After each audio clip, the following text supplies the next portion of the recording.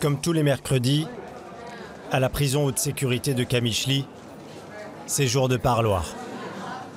Ici, ne sont emprisonnés que des djihadistes de Daesh. 650 membres de l'État islamique, pour beaucoup des Syriens, capturés pour la plupart par les forces arabo-kurdes des FDS lors des batailles de Deir ez-Zor et de Raqqa. Quelques minutes de conversation qui les relient chaque semaine au monde extérieur.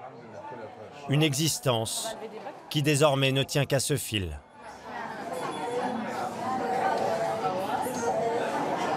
À 24 ans, Abderrahman était l'un des cadres indispensables de l'organisation de l'État islamique.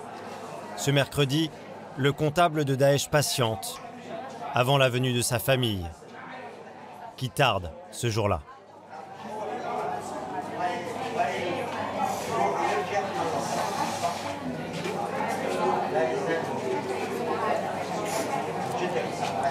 Se voir sans s'entendre.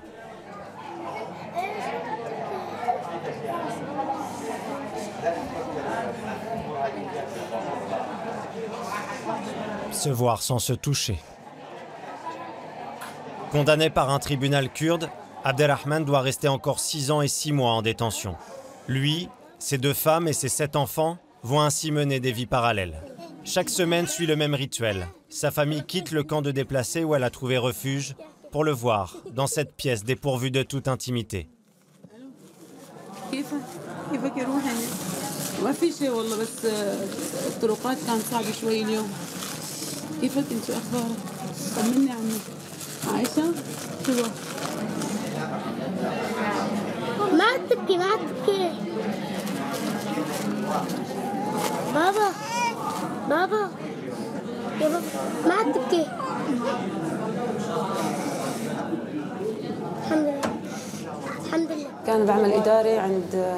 Il a commis une faute en allant avec Daesh.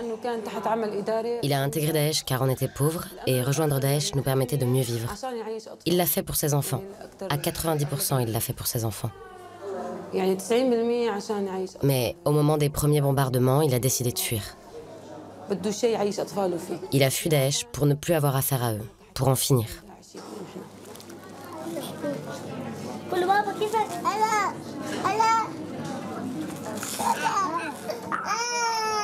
D'abord soldat, il déserte l'armée de Bachar aux premières manifestations. Vous savez, après les manifestations contre le régime de Bachar, beaucoup de gens se sont radicalisés dans les prisons. Quand vous voyez les morts là-bas, c'est normal de devenir salafiste, wahhabite ou djihadiste. Et il y a la torture, qui ne vous laisse pas indemne. Cette violence devait faire de nous des monstres. Abderrahman n'est pas un djihadiste comme les autres. C'était un élément clé de Daesh pour son fonctionnement à Raqqa. De l'eau à la nourriture, jusqu'aux matériaux de construction, il gérait l'approvisionnement pour 100 000 personnes. Il fut des tout débuts de l'État islamique en Syrie, bien avant la proclamation du califat. À la fin, Abderrahman occupait le poste convoité de responsable logistique. Daesh fera sa richesse autant que sa perte. Bien sûr que j'étais avec Daesh. Je les aimais beaucoup.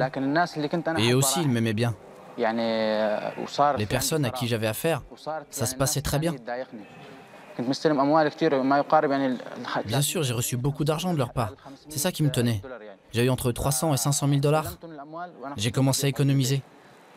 Mais je me disais que je ne pouvais pas rester que pour l'argent.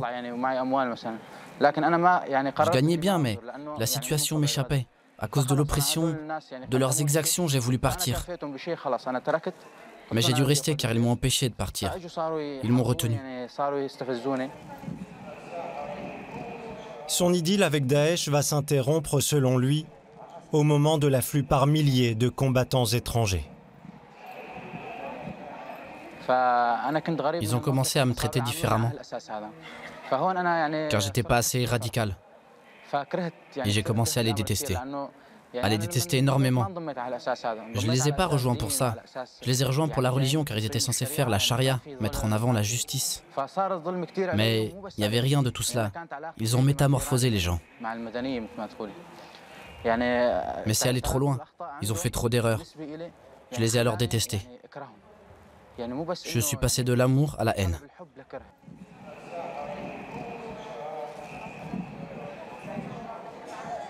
Des djihadistes surveillés de près par l'administration pénitentiaire.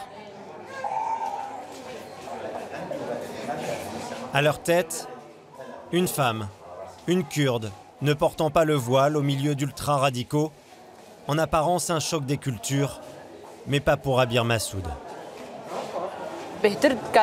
On peut avoir une idée préconçue sur Daesh. En fait, j'avais peur. Mais malgré cette peur, je devais les respecter.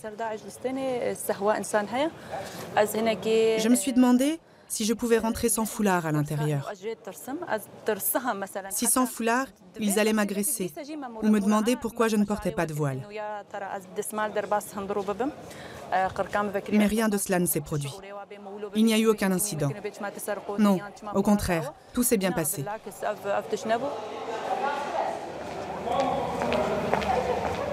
Au cours de ces 2 jours d'immersion, nous aurons l'interdiction de filmer la façade, ses couloirs, ses cellules. Tout ce qui ressemble à un univers très carcéral. Tout d'abord, nous serons invités à un entretien avec la directrice. Persuadés de l'efficacité de sa méthode de déradicalisation. Quand ils font ce genre de dessins et qu'ils nous les offrent, ça veut dire qu'ils ont déjà fait un grand pas. Pour nous, ça compte beaucoup. Ça, c'est une sorte de cadeau. Et quand des détenus envoient ce genre de cadeau au directeur de la prison, on peut considérer que notre travail a porté ses fruits. Ils prennent conscience que Daesh leur a insufflé des idées sombres. Ici, ils voient de nouveau la lumière et acquièrent une autre compréhension de la réalité. Exemple avec cette femme qui porte une torche. Des djihadistes l'ont dessinée. Ça symbolise une femme libre. Une personne habitée par une idéologie radicale ne sera pas prête à dessiner une femme libre. Ça montre que notre entreprise de rééducation porte ses fruits. Des prisonniers djihadistes dessinant des femmes non voilées, progressistes et kurdes. La scène pourrait prêter à sourire. Mais la déradicalisation en terre kurde ne s'arrête pas là. La direction tient à nous faire une visite guidée dans un endroit pour le moins singulier. Ici, c'est l'aigle des services de sûreté kurdes de Rojava. Et ces 2 branches symbolisent la paix.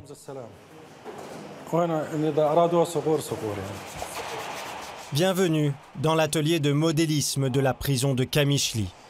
Ici, on forme ces anciens djihadistes au métier de décorateur d'intérieur ou de peintre en bâtiment. Objectif, les réinsérer dans la société syrienne. Là, c'est 15 cm. 15, tu m'as compris? Là aussi, c'est la même longueur. On s'entraîne à faire des maquettes très orientées, tout simplement à la gloire de Rojava, la province autonome kurde, ou d'Öcalan, le leader vénéré du PKK, le parti des travailleurs kurdes qui contrôle en sous-main cette prison. Hé les gars, faites attention, soyez attentifs au travail de votre collègue. Regardez comment il prend les mesures, et comme ça, tout le monde progressera. Avant de transmettre son savoir, Saïef était un combattant djihadiste, arrêté juste avant de commettre un attentat suicide, d'après le renseignement kurde. En prison depuis 8 mois, il rêve désormais d'ouvrir un cabinet d'architecte. Je m'inspire de mon vécu pour faire ces modèles. J'ai le sentiment de voir mon pays, d'avant la guerre. Ici, je ne détruis pas, je construis. Avec ces maquettes, c'est comme si je voyais la Syrie d'avant. Avant l'invasion, avant l'arrivée de Daesh et avant les idées islamistes. Mon pays était comme ça. C'était ça le tissu social de mon pays. Un Saïef qui montre un tout autre visage que celui qu'il présentait il y a encore quelques mois.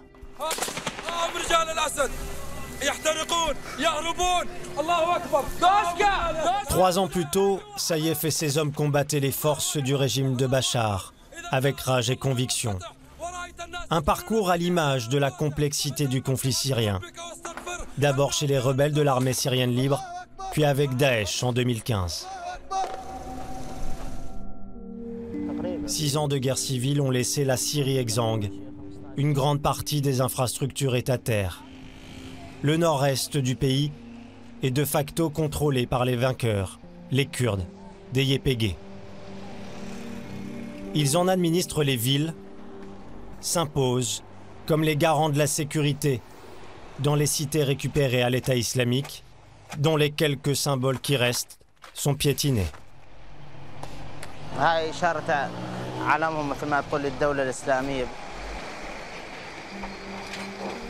La guerre n'est pas finie, mais pour les Kurdes, l'après-guerre a bel et bien commencé.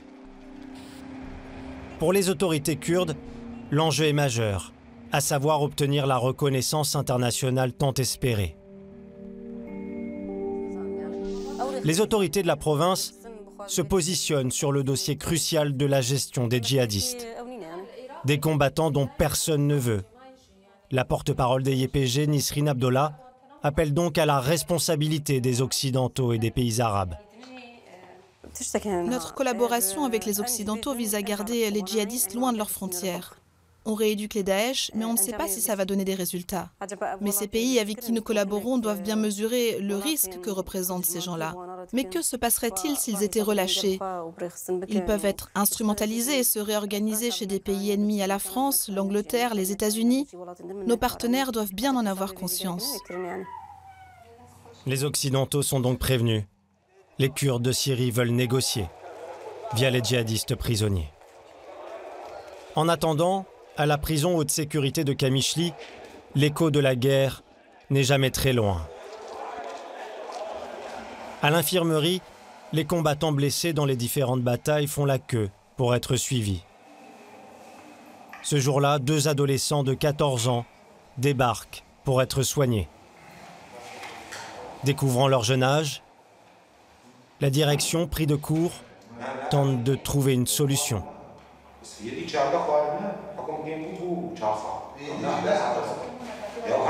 Mahmoud, essaye de trouver des traces de ta famille pour qu'on entre en contact avec eux. Enrôlés de force il y a 6 mois, les 2 adolescents combattaient avec Daesh il y a encore quelques semaines. L'un des 2 a perdu une jambe dans une frappe aérienne à Deir ez-Zor.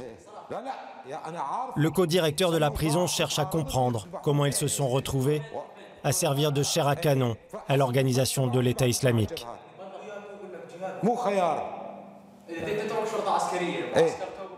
T'es d'abord arrêté par la police militaire, enfermé. Ah oui. T'es ensuite incarcéré dans un camp qu'on appelle Rédemption. Après avoir subi ces châtiments, on t'envoie après au front. Au front? Ouais, au front. Et bien sûr, tu peux mourir. Et qui décidait sur quel front tu serais envoyé? Contre le régime, contre l'armée libre? Mais tu combattais contre le régime? Non, jamais. Quand le débrief militaire s'invite plus ou moins spontanément à l'infirmerie.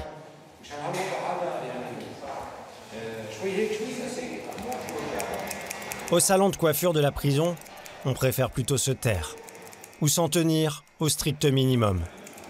Le barbier est lui-même un détenu, 10 mois déjà à vivre derrière les barreaux.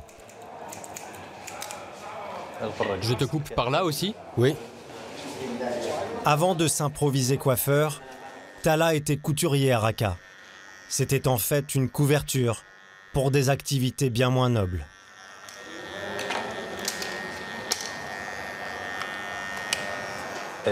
J'étais trafiquant d'armes. Oui, trafiquant d'armes. Notre village natal était à la frontière avec la Turquie. Notre métier, c'était la vente d'armes.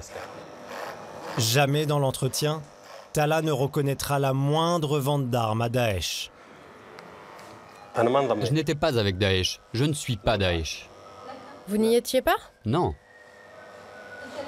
Pourquoi êtes-vous là alors? Je te l'ai dit, je suis vendeur d'armes. Tu vendais des armes pour qui? Pour moi, j'achetais des armes et je les vendais. À qui? Je les vendais en Turquie, à des marchands. De la Syrie à la Turquie? Oui. Trafiquer des armes de la Syrie à la Turquie, un déni de réalité pour les autorités kurdes. Elles assurent pourtant avoir la preuve de sa collaboration avec Daesh. Pour cela, il sera condamné à une peine de prison de 6 ans ferme. Pour autant, pas question de s'appesantir sur ses conditions d'incarcération. Est-ce que je coupe encore par là? Ça va pour vous? Très bien. Le gel, c'est mieux ici? Est-ce que je fais les pattes? Oui. De l'époque où Daesh régnait en maître, Talha va nous livrer un témoignage dérangeant des exactions commises à Raqqa, l'ex-capitale syrienne du califat. Ils ont ramené un de leurs membres. Il était habillé comme eux, barbu. Ils nous ont dit qu'il s'agissait d'un traître, d'un espion. C'était pourtant un des leurs, un homme de Daesh. Ils l'ont ramené. Ils ont attaché sa tête sur le billot. Ils lui ont enlevé sa chemise et sa tenue pakistanaise. Puis l'un d'eux a pris une hache et l'a frappé au cou. Mais le bourreau a dû s'y reprendre à 2 fois pour le décapiter. Ils ont dit que c'était ainsi qu'il fallait punir les traîtres. Ils criaient de joie. Et jamais il ne condamnera ces exactions. Talha retournera à ses tondeuses sous le regard d'Abdullah Öcalan, le leader vénéré des Kurdes, jamais très loin dans cette prison haute sécurité.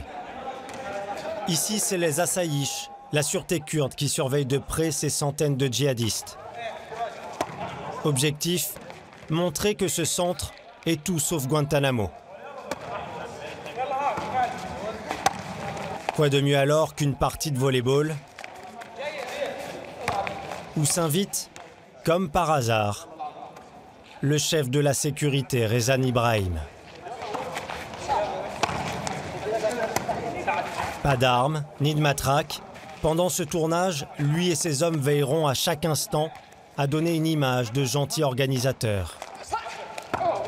Des vainqueurs qui ne se font pas prier pour attaquer. Tout est bon pour marquer un point face à un ex-djihadiste. Comment je le sens? Je sens qu'on peut les aider à évacuer. On arrive à tisser un lien humain avec eux. Et nous sommes heureux.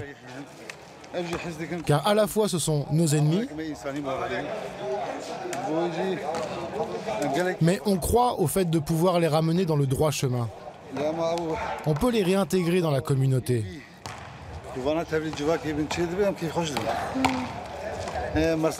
Je dis au monde, aux Occidentaux, arrêtez de parler.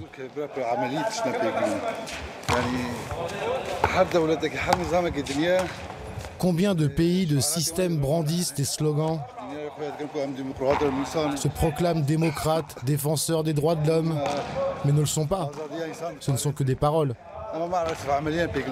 Mais s'ils faisaient ce que l'on fait, on irait de l'avant et on pourrait résoudre beaucoup de choses. Donner sa chance aux détenus d'être un homme nouveau. Vœu pieux ou propagande? Peut-être un peu des deux. Combattre la radicalité en retournant en classe, l'éducation ou plutôt la rééducation, les autorités kurdes en font un point d'honneur de leur programme idéologique. Chaque jour pendant un mois, cette vingtaine de djihadistes assistent à des cours. La science ne doit pas se contenter d'une étude partielle, mais elle doit tout traiter, tout englober. La science, une obsession dans le discours du PKK, le parti des travailleurs kurdes qui contrôle cette prison via le mouvement des YPG. Un cours de science pour autant très peu académique. Le but n'est pas de transmettre en tant que tel du savoir. Avant le début de la guerre, ce professeur était un ancien décorateur d'intérieur. Il y a une théorie astronomique qui dit que quand le Soleil se lève, les étoiles disparaissent, et ainsi que les autres planètes et la Lune. Et cette même théorie est utilisée par les systèmes autoritaires et répressifs.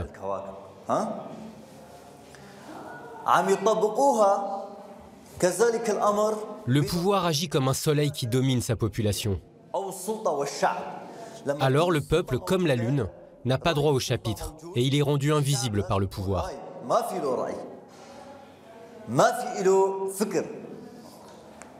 De l'astronomie à la théorie politique, le pas est vite franchi. La science est quelque peu laissée de côté. Le cours s'engage alors sur un chemin très politique. Comme Socrate, comme notre prophète Mohammed, que la paix et la prière soient sur lui. Comme Öcalan, ils ont demandé à ce qu'on suive le chemin des connaissances et de l'apprentissage. Et bien sûr, il y a certains versets du Coran qu'on peut citer en résumé. Comme le dit notre Dieu, qu'il soit loué le Tout-Puissant et le Miséricordieux. Ces gens-là ne pensent-ils pas? Ne comprennent-ils pas? Ne voient-ils pas? Ces interrogations signifient quoi selon vous? Cela montre que Dieu nous incite à voir, à réfléchir, à apprendre. Un professeur marxiste aux références religieuses, même les anciens membres de Daesh n'iront pas s'aventurer sur le terrain coranique. Une stratégie pourtant pleinement assumée par l'enseignant Koshir Massoud. Je suis convaincu de l'importance de cette entreprise de rééducation. L'homme a des yeux et un cerveau, et c'est par la connaissance qu'il voit clair, qu'il trouve son chemin. Car sans la science, l'homme est aveugle. Et bien sûr, l'accès à la connaissance ne peut s'envisager que par la science et l'éducation. Il faut donc comprendre de quoi se nourrit Daesh pour pouvoir rééduquer ces gens. Rééduquer, l'obsession de cette prison académie. En son temps, Daesh lui aussi pratiquait une forme plus radicale de rééducation. Abdelrahman, le comptable de l'organisation de l'État islamique, avait alors suivi ces cours d'endoctrinement religieux. Après, des gens de Daesh sont venus. Ils nous donnaient des cours d'idéologie et de raffermissement de la foi. Ils nous ont dit qu'au départ, ils ne voulaient pas imposer la religion par la force. Mais très vite, leur objectif s'est révélé au grand jour. La religion était leur obsession. Et pour des sunnites comme nous qui avions souffert du régime de Bachar, il était facile de nous amener sur ce terrain-là. Au début, ils nous ont donné des formations et des cours de charia, des cours théoriques. Comment on doit se comporter, comment on doit construire cet État islamique. Après, la théorie a disparu. Il n'y a eu que des combats. Est-il possible ainsi de se déradicaliser? En tout cas, les autorités kurdes iront loin dans la promotion d'une prison prétendument à visage humain. Elles iront même jusqu'à mettre en scène ces embrassades familiales, autorisées exceptionnellement à l'occasion de notre présence.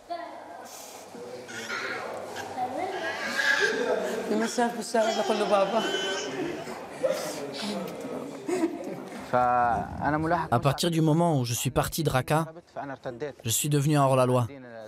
Mes voisins m'avaient prévenu que les services secrets de Daesh étaient à mes trousses, qu'ils avaient brûlé ma maison. À partir de ce moment, la peur a fait irruption dans ma vie. Et elle ne me quitte plus. Mais je ne suis plus avec Daesh. J'ai changé.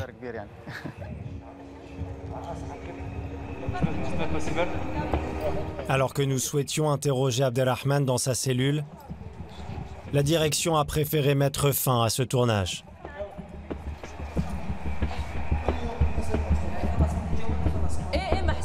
Nous avons bien tenté de négocier, mais les portes se sont alors soudainement refermées. Tout le monde s'est alors rappelé que nous étions bel et bien dans une prison.